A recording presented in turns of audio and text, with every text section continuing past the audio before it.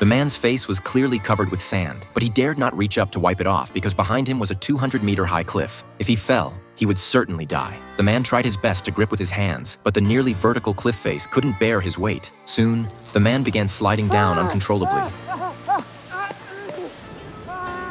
At this critical moment, the man quickly spread his legs wide and pressed his head against the ground to increase friction. Fortunately, the man finally stopped. He realized he had to find a way to save himself, or death would be waiting for him. Just then, the man heard his phone ringing in his backpack. He realized this was his only chance for rescue. So the man carefully prepared to take out his phone, but before he could even touch it, his body suddenly slid down a little more. But the man didn't want to give up this only chance for rescue. He quickly adjusted his breathing, then reached into his backpack behind him again. Just as he was about to touch the phone, his body suddenly slid down rapidly out of control.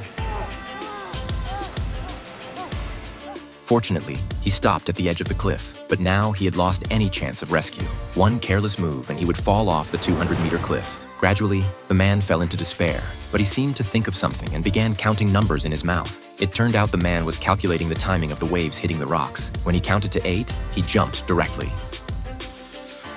The man successfully jumped into the sea, but because the water was too shallow, his waist still suffered a violent impact from the rocks. The man endured the pain, swam to the surface, and immediately climbed onto a rock. The man was immersed in the joy of his narrow escape from death. But just as he was about to get up and leave, a bone-cracking sound suddenly came from his waist. The man fell down and passed out. It wasn't until an hour later that he slowly woke up from his unconsciousness. The man tried to carefully move his body, but he found that his lower body was out of control. It turned out that the impact had caused a comminuted fracture in his waist. Seeing this, the man immediately took out his phone to call for rescue. However, unfortunately, the phone was damaged by water and was useless. The man desperately began shouting for help, but only the sound of waves hitting the rocks responded to him.